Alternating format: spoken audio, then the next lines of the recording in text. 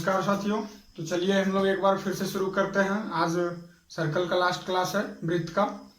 इसमें हम लोग आज चर्चा करेंगे बहुत सारे इंपॉर्टेंट क्वेश्चंस जो भी बिहार आईटीआई या फिर यूपी आईटीआई, ठीक है, बिहार आईटीआई कैट में पूछा हुआ सवाल है ये, और यूपी आईटीआई कैट में भी ये सवाल पूछा हुआ है इस तरह का। तो चलिए हम लोग आज से मतलब क्या ये हम लोग सिर्फ क्वेश्चन आज का सेशन जो है सिर्फ क्वेश्चन का सेशन है, ठीक है।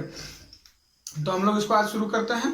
तो देखिए पहला क्वेश्चन हम लेते हैं कि दो संकेंद्री वृत्तों के व्यास, ठीक है, दो संकेंद्री वृत्तों के व्यास 3 सेंटीमीटर तथा 5 सेंटीमीटर है। दो संकेंद्री वृत्तों के व्यास 3 सेंटीमीटर तथा 5 सेंटीमीटर है।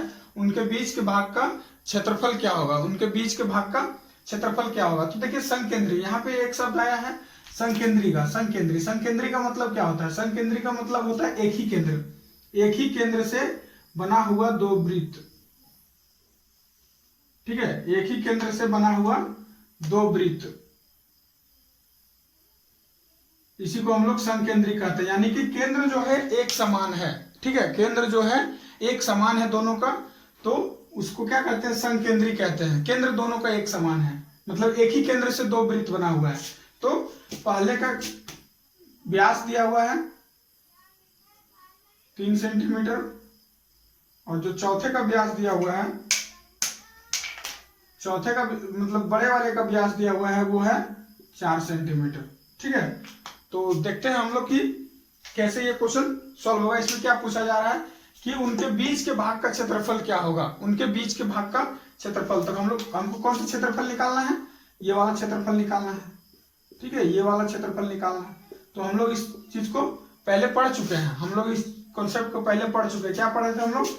वलय का क्षेत्रफल, वलय का क्षेत्रफल हम लोग पहले पढ़ चुके हैं इस कॉन्सेप्ट को। तो इसी कॉन्सेप्ट पे ये क्वेश्चन बनना है, लेकिन क्वेश्चन में क्या किया है, थोड़ा सा इसको घुमा दिया गया है। क्वेश्चन को घुमाया किस तरह से? संकेंद्री वृत्तों, संकेंद्री वृत्त यानी कि एक ही केंद्र से बना हुआ दो वृत्त, ठीक है, दोनों का व्यास दिया हुआ है। तो क्या है, दोनों का अगर व्यास दिया हुआ है तो स्मॉल आर कितना हो जाएगा? 3/2 सेंटीमीटर, और कैपिटल आर कितना हो जाएगा? 4/2 सेंटीमीटर, ठीक है। तो ये यानी कि कितना हो गया?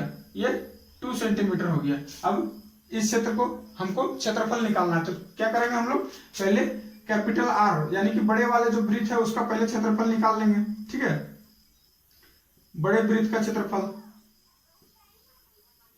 बड़े वृत्त का क्षेत्रफल, तो हम लोग क्या निकाल देंगे? पाई कैपिटल आर स्क्वायर, पाई, ठीक है। इसको पाई कैपिटल आर कितना हो जाएगा? आर स्क्वायर, इसका 4 हो जाएगा, आर स्क्वायर 4, ये क्या हो गया? सेंटीमीटर स्क्वायर, इसका आ गया। अब छोटे वृत्त का क्षेत्रफल, छोटे वृत्त का क्षेत्रफल,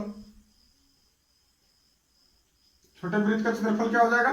छोटे वृत्त का क्षेत्रफल क्या हो जाएगा? देखिए पाई स्मॉल आर स्क्वायर, तो पाई रहने दीजिए, और ये स्मॉल आर कितना है? 3/2, तो ये कितना हो जाएगा? स्क्वायर करेंगे तो 9/4 सेंटीमीटर स्क्वायर। अब इस क्षेत्र का हमको निकालना है। तो वलय का क्षेत्रफल में क्या है, हम लोग देखे थे उस कॉन्सेप्ट को कि बड़े वाले वृत्त का क्षेत्रफल माइनस छोटे वाले वृत्त का क्षेत्रफल, दोनों के क्षेत्रफलों का अंतर, ठीक है, दोनों के क्षेत्रफलों का अंतर। तो दोनों के क्षेत्रफल का अंतर कितना हो जाएगा? दोनों के क्षेत्रफल का अंतर कितना हो, यानी कि बीच के भाग का क्षेत्रफल क्या होगा? बीच के भाग का क्षेत्रफल कितना? पाई 4 माइनस पाई 9/4, ये हो गया। अब यहां से चलिए हम लोग पाई कॉमन ले लेते हैं, कितना? 4 माइनस 9/4 सेंटीमीटर स्क्वायर। अगर इस तरह से आंसर दिया हुआ है तो आप यहीं तक छोड़ देना, अगर नहीं दिया हुआ है तो इसको आप एलसीएम लेके यहां से एक बार और कैलकुलेट कर लीजिएगा, सिंप्लीफाई कीजिएगा, इसका आंसर निकल जाएगा। इसमें कोई मतलब ज्यादा कॉन्सेप्ट लगाना नहीं है, ये वलय वाला कॉन्सेप्ट जो है इसको याद रखना है। इसमें बस एक ही चीज घुमाया हुआ था, संकेंद्री। संकेंद्री मतलब होता है एक ही वृत्त से, एक ही केंद्र से, ठीक है। संकेंद्री का मतलब होता है एक ही केंद्र से खींचा हुआ वृत्त, ठीक है। तो चलिए देखिए एक अगला क्वेश्चन है। अगला क्वेश्चन है कि x वर्ग सेंटीमीटर क्षेत्रफल का एक वृत्त है, ठीक है, x वर्ग सेंटीमीटर क्षेत्रफल का एक वृत्त है। यदि उस वृत्त की परिधि को काटकर मूल परिधि का 1/4 कर दिया जाए तो उसका क्षेत्रफल कितना वर्ग सेंटीमीटर रह जाएगा। यानी कि एक वृत्त है जिसका क्षेत्रफल आपको दिया हुआ है, ठीक है, एक वृत्त है जिसका क्षेत्रफल आपको x वर्ग सेंटीमीटर दिया हुआ है, लेकिन अब कहा जा रहा है कि उस वृत्त को काट कर, ठीक है, उसका जो मूल परिधि है, यानी कि जो उसका पहले का जो वृत्त x वर्ग सेंटीमीटर क्षेत्रफल वाले वृत्त का जो परिधि है उसको काटकर 1/4 कर दिया जाता है, यानी 1/4 परिधि के बराबर का दूसरा वृत्त बनाया जाता है। तो पूछा जा रहा है कि जो नया वृत्त बनेगा उसका क्षेत्रफल कितना होगा। यानी कि इसको इस तरह से समझिए कि एक वृत्त है, पहले इसका क्षेत्रफल x, ठीक है, x वर्ग सेंटीमीटर है, 1 सेंटीमीटर स्क्वायर है। अब क्या किया कि इसका जो परिधि आपका आ रहा है, ठीक है, इसका जो परिधि है, इसका परिधि मान लीजिए अगर इसका परिधि 4 है तो इसका 1/4 यानी कि 1, अगर इसका परिधि 4 सेंटीमीटर है तो 1 सेंटीमीटर परिधि का एक दूसरा वृत्त बनाना है, ठीक है, एक दूसरा वृत्त बनाना है। तो पूछा जा रहा है कि जो नया वृत्त बनेगा उसका क्षेत्रफल कितना होगा, ये क्षेत्रफल कितना होगा, ठीक है। ये 4 इसका दिया हुआ नहीं है, मैंने 4 एग्जाम्पल लेकर के बता रहा हूं कि अगर मान लीजिए कि इसका परिधि 4 सेंटीमीटर दिया हुआ है तो इसका 1/4 परिधि के बराबर यानी 1 सेंटीमीटर परिधि के बराबर का दूसरा वृत्त खींचा गया है, ठीक है। तो हमको छोटे जो नया वृत्त मिलेगा हमको उसका क्षेत्रफल हमको निकालना है। तो कैसे बनेगा, चलिए हम लोग देखते हैं कि कैसे बनेगा। इसको बनाते हैं, हम लोग बनाने का प्रयास करेंगे। और आप लोग एक चीज हम आप लोग से कहना चाहेंगे कि किसी भी चीज को आप लोग रटिएगा नहीं, ठीक है, किसी भी चीज को आप लोग रटिएगा नहीं कभी, जब भी होगा समझ के बनाइए। नहीं समझ में आता है आप हमें अगर YouTube पे हैं तो वीडियो में कमेंट कर सकते हैं, और जो हमारे यहाँ पे बच्चे हैं वो तो हमारे पूछ ही रहे हैं सामने से, लेकिन जो YouTube पे बच्चे होंगे हमारे वो आप हमें कमेंट करके जरूर पूछ सकते हैं, ठीक है, कि यहाँ पे ये चीज समझ में नहीं आया तो वहां पे मैं उनको कमेंट करके फिर से सारा कुछ एक्सप्लेन करूंगा, ठीक है। तो इसको चलिए हम लोग बनाने का प्रयास करते हैं, देखते हैं कि कैसे बनेगा ये, ठीक है। और जिस तरह से बनाएंगे हम एकदम direct to the point, concept को पकड़ने का प्रयास कीजिएगा। तो चलिए इसको हम लोग सॉल्व करते हैं। ऐसा करते हैं कि इसको हम लोग साइड पे बनाते हैं, ठीक है, इसको हम लोग साइड में बनाते हैं। ये इसका दिया हुआ है 1 सेंटीमीटर स्क्वायर। तो अब देखिए कि हमको बनाना कैसे है। अब इसका क्षेत्रफल दिया हुआ है तो पहले हम इसका त्रिज्या ज्ञात करते हैं, ठीक है, हम इसका r निकालते हैं, इसका त्रिज्या ज्ञात करते हैं। तो हम लोग पिछले जब कॉन्सेप्ट की यानी कि थ्योरी वाली जब क्लास चल रही थी तो आपको मैंने बताया था त्रिज्या बराबर एक फॉर्मूला बताया था। क्या बताया था, अंडर रूट क्षेत्रफल बटे पाई, ये हमारा त्रिज्या का फॉर्मूला होता है। तो r बराबर हमारा कितना हो गया, अंडर रूट क्षेत्रफल कितना दिया हुआ है x और बटे पाई में, ठीक है, ये हमारा r सेंटीमीटर निकल गया, ठीक है, r बराबर इतना सेंटीमीटर। अब इसका जो मूल परिधि है, मूल परिधि निकालिए। मूल परिधि कितना हो जाएगा, वृत्त का परिधि बराबर क्या होता है 2 पाई r होता है, ठीक है। तो कितना आ जाएगा 2 पाई r का वैल्यू लिखिए, r का वैल्यू x/पाई है, ठीक है। आप इसको ऐसा ही रहने दीजिए, ये हमारा मूल परिधि निकल गया। अब क्वेश्चन में क्या है कि मूल परिधि का 1/4 कर दिया जाए, ठीक है, नया वृत्त जो हम लोग बनाते हैं उसका मूल परिधि का 1/4 है, ठीक है। तो मूल परिधि का 1/4 निकालिए। क्वेश्चन को स्टेप बाय स्टेप सॉल्व कीजिए, स्टेप बाय स्टेप कीजिएगा, आपको समझने और बनाने में दोनों में आसानी होगी, ठीक है। अगर आप पूरे क्वेश्चन को एक बार पढ़ लीजिएगा और एक बार बनाना शुरू कीजिएगा तो मुश्किल हो जाएगा, लेकिन अगर वही स्टेप बाय स्टेप अगर क्वेश्चन पढ़ रहे हैं और स्टेप बाय स्टेप जैसे जैसे क्वेश्चन को बोला जा रहा है वैसे वैसे आप अगर करते जाएंगे तो आपको बिल्कुल भी पता नहीं चलेगा और आंसर आपका निकल जाएगा, ठीक है। तो मूल परिधि का 1/4, मूल परिधि का 1/4 कितना हो जाएगा, यानी कि 2 पाई x/पाई का 1/4। तो यहां से 2 आ जाता है, ये मूल परिधि का आ जाता है कितना π/2 और ये अंडर रूट x/पाई, ये मूल परिधि का 1/4। अब इस परिधि का हमको नया जो वृत्त बनेगा हमको इस परिधि का वृत्त बनाना है, ठीक है। यानी कि नए वृत्त का परिधि हमको देखिए मालूम हो गया, ठीक है, नए वृत्त का परिधि हमको मालूम हो गया। तो अब इससे हम लोग नए वृत्त का r निकाल लेते हैं, ठीक है, नए वृत्त का r निकाल लेते हैं। अगर यहाँ पे r लिखे हैं तो आप इसको r1 कर दीजिए, r' कर दीजिए, कुछ भी लिखिए, आप समझिए बस, ठीक है, डिनोशन कुछ भी हो लेकिन आपको समझना है, आप समझिए इसको। तो नए वृत्त का आर निकालेंगे हम लोग तो क्या हो जाएगा, हम लोग एक और फॉर्मूला पढ़े थे, जब क्षेत्रफल मालूम हो तो त्रिज्या बराबर अंडर रूट क्षेत्रफल बटे पाई, लेकिन जब परिधि मालूम हो तो क्या होता है, हम लोग परिधि बटे 2 पाई या परिधि बटे 44/7 हम लोग किए थे। तो परिधि कितना हमारा है, π/2 x/पाई और बाई में 2 पाई, ठीक है 2 पाई। इसको सिंप्लीफाई कीजिए तो कितना जाएगा, देखिए इसको सिंप्लीफाई करके कितना आ रहा है, सिंप्लीफाई करके बताइए हमको कितना आ रहा है, बताइए हमको सिंप्लीफाई करके बताइए हमको कितना आ रहा है। ये क्या हो जाएगा, pi under root x by pi 2 into 2 pi, pi से पाई कैंसिल, कितना बच जाता है, under root x by pi by 4, ठीक है एक्स बाई पाई बाई 4, यानी कि इसको ऐसे लिख सकते हैं हम लोग, इसको हम लोग ऐसे लिख सकते हैं 1/4 under root x by pi. ये हमारा क्या निकला, नए वृत्त जो बनेगा हमारा नया वृत्त, उसका ये आर निकल गया, R1 निकल गया। अब यहां से इसका क्षेत्रफल निकाल दीजिए, नए वृत्त का क्षेत्रफल ही तो पूछा जा रहा है कि अगर मूल परिधि का 1/4 कर दिया जाए तो उसका क्षेत्रफल कितना वर्ग सेंटीमीटर आ जाएगा, ठीक है। तो अब ये आर निकल गया हमारा, तो अब इसका क्षेत्रफल निकाल दीजिए। क्षेत्रफल क्या होता है, क्षेत्रफल बराबर वृत्त का क्षेत्रफल आप पढ़े हैं क्या होता है, पाई आर स्क्वायर। तो पाई आर का value 1/4 under root x by pi का होल स्क्वायर, ठीक है। अब यहां से क्या करेंगे, सिंप्लीफाई करेंगे तो पाई इंटू कितना 1/16 इंटू अंडर रूट का स्क्वायर करेंगे तो कैंसिल हो जाएगा एक्स बाई पाई, पाई से पाई कैंसिल। अब उसका क्षेत्रफल कितना आ रहा है, x/16 सेंटीमीटर स्क्वायर। यही तो हमारा आंसर है, यही तो हमारा आंसर है, यही तो हमारा निकलेगा आंसर।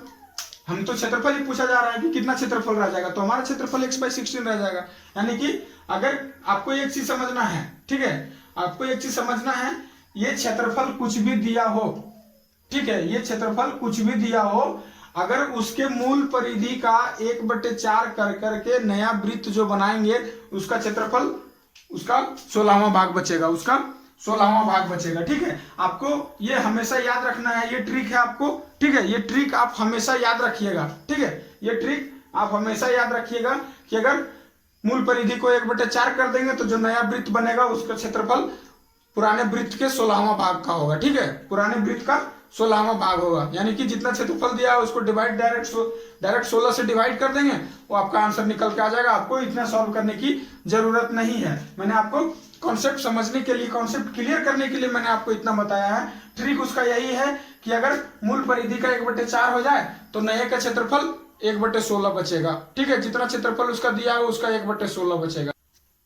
चलिए देखिए एक और नया क्वेश्चन है, बहुत ही कॉन्सेप्चुअल क्वेश्चन है, आपको बहुत ही सतर्कता से ये सारे क्वेश्चन बनाने होंगे आपको।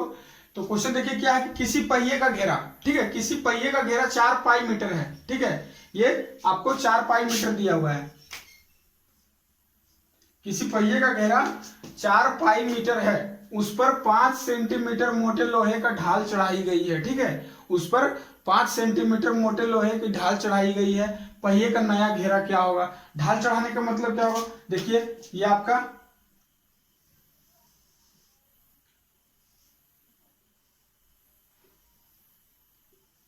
ये आपका पहिया है, ठीक है, ये आपका पहिया है,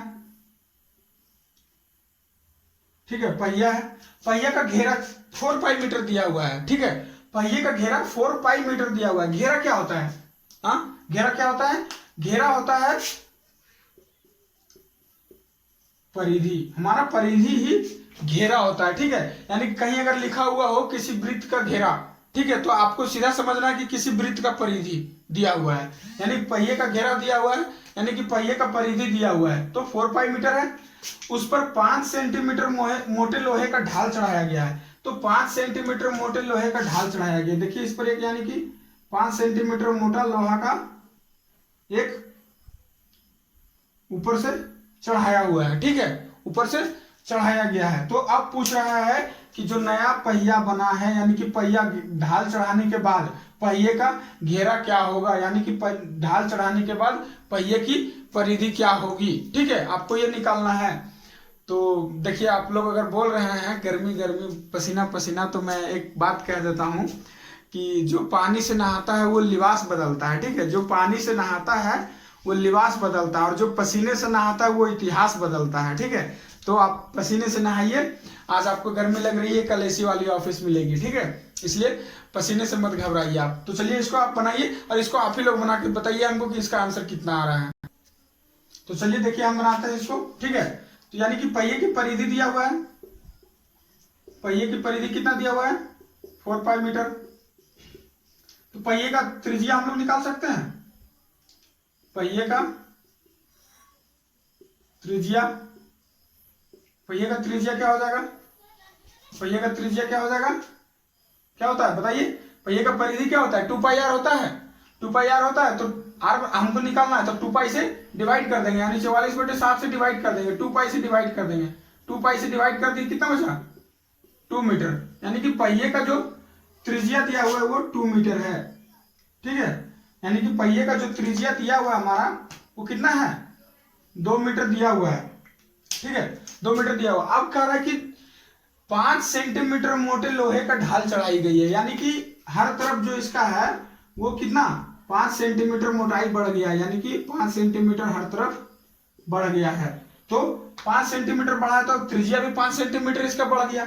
तो पहले का त्रिज्या कितना है?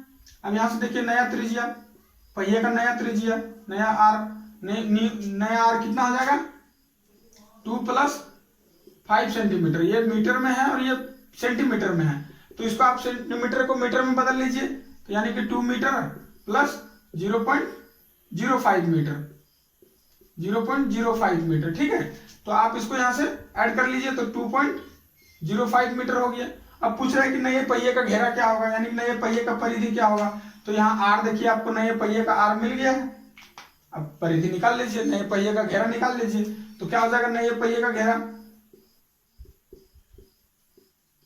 नया घेरा बराबर क्या हो जाएगा?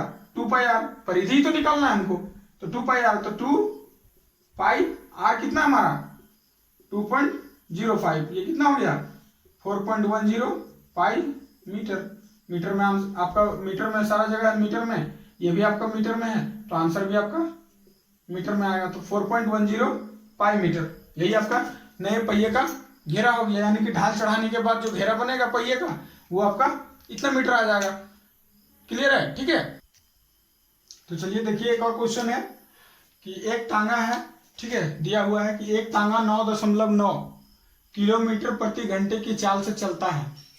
उसके पहिए का व्यास 0.5 मीटर है, तो पहिया 1 मिनट में कितना चक्कर लगाएगा। ठीक है, यानी कि एक टांगा है जिसका चाल दिया हुआ है 9.9 किलोमीटर प्रति घंटा, उसके पहिए का व्यास दिया हुआ है 0.5 मीटर, तो पहिया 1 मिनट में कितना चक्कर लगाएगा। ठीक है, पहिया 1 मिनट में कितना चक्कर लगाएगा। तो हम लोग कैसे इसको बनाते हैं, कैसे बनाएंगे इसको? तो देखिए हम लोग कैसे बनाते हैं, इसको बनाते हैं हम लोग। ठीक है, बनाए, चलिए ठीक है, बनाते हैं। देखिए पहले इसका पहिए का व्यास दिया हुआ है। ठीक है, पहिए का व्यास कितना दिया हुआ है? 0.5 मीटर। पहिए का व्यास दिया हुआ है 0.5 मीटर। तो इसका परिधि निकाल लें। पहिए की परिधि क्या हो जाएगी? एक और फॉर्मूला आपको बताए थे, पहिए का परिधि होता है 2πr या तो πd, pi into D. D को हम लोग डी बराबर क्या? 2r लिखते हैं ना, त्रिज्या का दोगुना होता है व्यास, तो हम लोग आर ना निकाल के डायरेक्ट इंटू डी कर दिए। पाई इंटू डी वाला फॉर्मूला हम लोग लगा रहे हैं। ठीक है, तो पाई डी हो गया, तो पहिए का परिधि कितना हो जाएगा? Pi into 0.5 metre. पहिए का परिधि हो गया, यानी कि पहिया एक चक्कर में, पहिए का जो परिधि है यानी कि वो एक चक्कर में इतनी दूरी तय करता है, पाई इंटू 0.5 मीटर। पहिया एक चक्कर में कितना दूरी तय करेगा? अपनी परिधि के बराबर ही। आपको मैंने पिछले क्लास में बताया था ऐसा कि पहिया एक चक्कर में अपने परिधि के बराबर की दूरी तय करेगा। ठीक है, पिछले क्लास में मैंने आपको बता दिया, इसलिए आप कंफ्यूज नहीं कीजिएगा कि ऐसा कैसे होता है। ठीक है, तो इतना हो गया ये पहिए का परिधि, यानी कि पहिया एक चक्कर में हो गया।